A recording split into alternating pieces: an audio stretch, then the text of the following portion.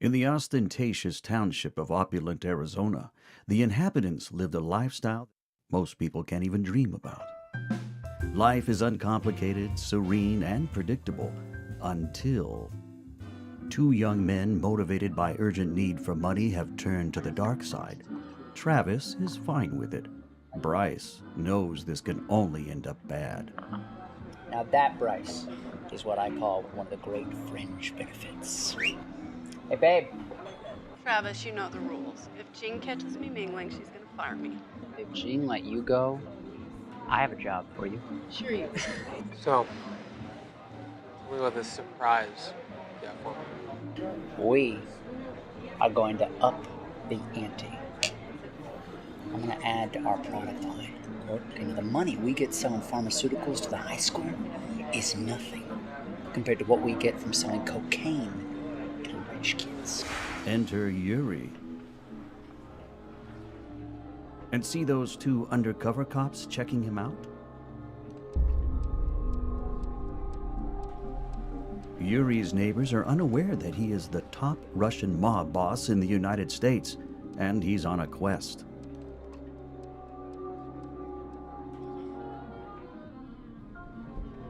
Well, Travis, good to see you enjoying my little bar here. Well, I'd hardly call it little, Mr. Pavlova, but it is one of our favorite spots. It's my buddy, Bryce McCall. Mr. McCall. I don't recall seeing you around town here in Opulent. I live in Phoenix, sir. Well, you boys enjoy yourself. You always do.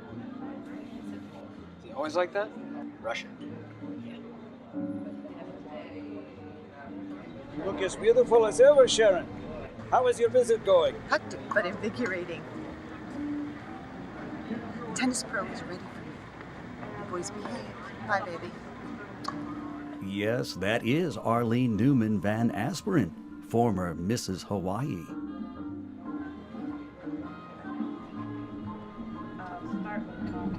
If Sid's bodyguard only knew who it is that he's trying to intimidate. Just the man I wanted to see. Your shipment arrived? Yes, it did. And I'm more than pleased. When you told me you had some cheap guns to try out, I expected to see cheap. They look way better than I expected. I'll make a fortune on them. Bryce has good instincts. He knows there is a story untold about this dangerous man.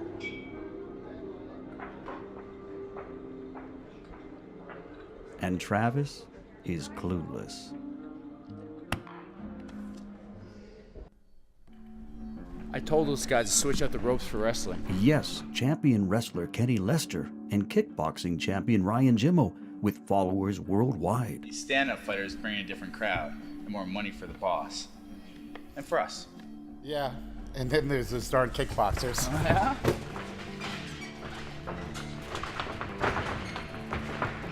Can't leave the two of you alone for a minute. I got a surprise for you. Rest your eyes on this. Whoa, that is impressive. Sid's hobby is guns and rifles. His bodyguard ensures that his boss and the merchandise are protected. Since this is one of a kind, now you have something to fight over.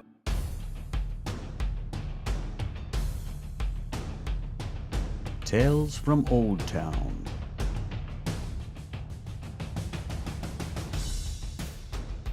Travis Pierce, played by Brendan Bradley, a silver spoon rich kid. Travis knows daddy's money can buy him out of anything, and it has many times. Bryce McCall, played by Tyler Gallant. Bryce grew up in the barrio. Everything he has, he got the hard way. No trust fund in his future. He never starts a fight, but running is not in his nature. Sid Shaheen, played by George Nemeh. Middle Eastern by birth, Sid built his fortune with a diversified slew of businesses. Sid knows not to ask too many questions of Yuri, his supplier and friend. Yuri Pavlova, played by Greg Lutz. From age 13, Yuri's been running prostitution, guns, and drugs. Now he is the top mob boss in the United States. He can be cold as ice and is a certified sociopath. Sharon Shaheen, played by Arlene Newman-Van Aspren. Tall, blonde, and beautiful, Sharon is the glue that holds the Shaheen family together and is the voice of reason for her driven husband. Jin Sung, played by Ariel Song. Jin is the beautiful Asian manager at Yuri's club. Sold to a Yakuza member as a child to settle her family's debt, Jin is no stranger to the brutality of gangsters. Johnny McCall, played by Ron Gilbert. As a teen, Johnny left home. Now, almost 28 years later, he returns to find his parents and girlfriend are dead. And he has a son he never knew about, Travis. Liam, Arena Cove manager, played by Ryan Jimmo. In real life, Ryan is the current international kickboxing champion and light heavyweight for the UFC. Frank, Arena Cove manager, is played by Kenny Lester, an actual international wrestling champion participating in the 2015 Olympics. Among the special guest celebrities are Glenn Plummer to play a mob boss. A talent with an unbridled dedication and passionate mindset, Glenn Plummer has enjoyed a successful acting career. His credits include The Women of Brewster, South Central, Day After Tomorrow, and the soon-to-be-released Poison Sky. He has generated praise for his performances in numerous films and TV movies. Trisha Mann to play Plummer's superior. Trisha has a stellar background, starting from childhood. She was crowned Miss Black Chicago, then became a print model for Ebony and Jet magazines. She also appears in Poison Sky. Tales from Old Town is an internet TV series that delivers.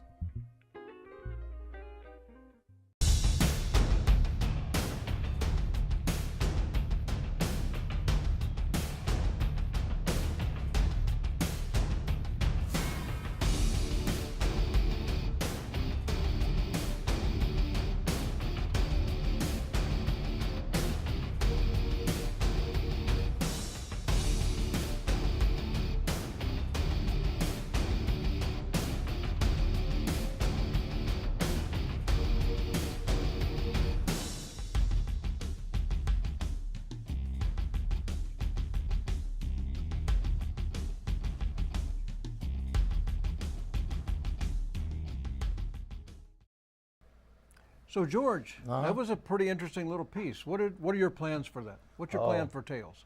Oh my God, there's so much involved. To speak in a couple of minutes is very hard. There's so many hands, so many talent, so many little things, and people don't realize the objectivity of the project because it's a wide range of people involved. But it took maybe a couple of people to save the day. Mm-hmm. And what brought me to this today, and I want to thank you so much for calling me for an interview, is because people need to have that little information about the project, and people don't realize what goes on behind doors. And one of them is patience. I mean, we've been working on this project since 2014, as you're well aware, you know, but the rest of the world doesn't. And that takes a lot of intellect of talking and chatting and editing and adding and taking on for small little things. So am I excited? Yes. I think I'm jubilant with excitement, because anytime you work on a creation of a project from scratch, and thanks to your experience, please don't take it as I patronize, because at the end of the day that goes on without it, because you saved the day, otherwise we wouldn't be talking about this today, you and Mr. Tom Murphy as well. I heard something about Ryan, about your MMA guy, Ryan. Yeah, oh my God. This is... What happened to him? Ladies and gentlemen, I mean, I don't know how to begin this, but this is a total loss. He's a 34-year-old champion MMA. Like this guy's on his way up. Great fighter, great kickboxer, awesome personality. He went to visit his family in Canada and took a 23-year-old and a 21-year-old. But these guys approached him with a pickup truck, and ran him down and killed him. Hit and run, homicide. Friend, it's hard to even equate how life is so short and you could just disappear. God rest his soul. And to go along with that, our editor colorist, the man that cut it all together and made it look so beautiful, Thomas Michael Murphy, had serious issues with his health and with the Veterans Administration, and decided one day, somewhere along the line that it wasn't worth going on, and he took his own life, and it just shocked us. How do you handle that? Like, because I was... And, well, we worked on the first thing we do is we feel guilty about why didn't we see this coming with our friend, but... That's what I say. When people are on that track, it doesn't come out, and there's no real way for us to know. There were a couple little things that we wondered about, and we talked to him about it, and he kept saying, everything's okay, I'm fine, and I had work here waiting for him. Matter of fact, he's the editor and colorist on Poison Sky, on my feature film. On the other film, And I hadn't seen him for a couple of weeks, and I kept calling, and he wasn't responding. And then the next thing is, I see a Facebook post from one of our crew that says a veteran had committed suicide. Wow. And the first 3 words of the article, I scrolled down a little bit, and it said Thomas Michael Murphy. I got really sick to my stomach and said, there can't be too many Thomas of those. Michael Murphy. I scrolled a little further, and there was a picture taken by Scott Fair. And Scott, we were all in a job together, and Scott took a picture of me and a picture of Tom. Oh my God! And this was Tom's picture. I was sitting next to him when that picture was taken, and it just broke my heart. Oh my God! It's devastating, and I'm sure the audience understand. We all know death, but we don't know sometimes how close it is to the range that we all operate under. And luckily, we had to get to know him. I'm speaking for myself. I was lucky to see his expertise at work. Oh, he was. And I could say it publicly. He saved literally him, Mr. Wargo, and him the day. Can I say it? Oh, yeah. I don't know if I could say it on mic, but sometimes you have to say the truth because the truth sometimes bites you. Spill it out, George. But here we go. He saved the day. And today we pray for him, for his soul. And as the audience now probably listen and say, when this guy's going to stop talking? But the problem is when you have those thoughts and feelings as an individual for yourself, when it happens to you, then you're going to understand our charter. We have total respect. And I want to thank him for Mr. Wargo for introducing me to such. I call him an angel in editing. Can we? Is that affirmed to say that? Absolutely. He was like the angel savior, so to speak. And I just want to leave you with that thought. My all hard work, it was all on his hands and Mr. Wargo's hands at that moment in that studio when they were editing. And boy, did they pull a great job. And one thing we'd like to stress is, we've lost several people on my film alone. 3 people to suicides, and. If you're having thoughts like that, if your life you feel reached a pinnacle to where you just can't go on, talk to somebody. Yep. There are people that will help you. We were all there for Tom, and Tom just didn't say a word. And the next thing, he was gone. And we'd like to think we could have helped him. He had blamed a lot of his problems on the VA taking away some of his benefits. And that was just too much for him because he was such a patriot and loved the military. And honorable. He was very honorable. And then it got to that point. So, sadly, we have to say goodbye to both of our friends. One through a crime in another country, and one to taking his own life because he just gave up. And everybody, don't give up. Talk to us. Talk to a friend. Talk to a parent, a brother, a sister. Talk to somebody. Thank you, Mr. Wargo. Thank you, George. Thank you for everything that you've done and the facility. And we appreciate every person was on that set and their contribution to this material. Film is a community effort. It's a group effort. Yes. And that's the only way it works.